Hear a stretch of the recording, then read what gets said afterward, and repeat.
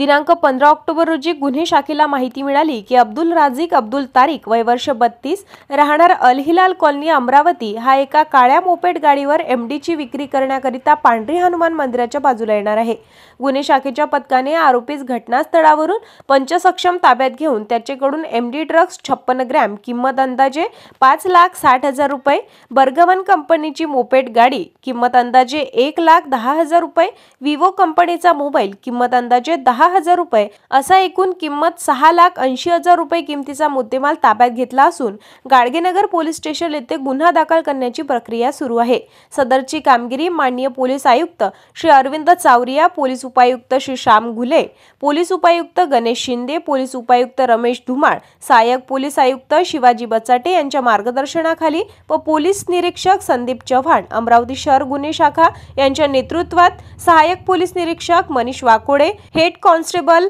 Satish Deshmukh, Firoz Khan, Ajay Mishra, police constable Suraj Chavan, Shaikh Nazim, Ranjit, Chetan Karale, Sagar Thakare सर्व नेमणूक गुन्हे शाखा यांच्या पथकाने केली आहे।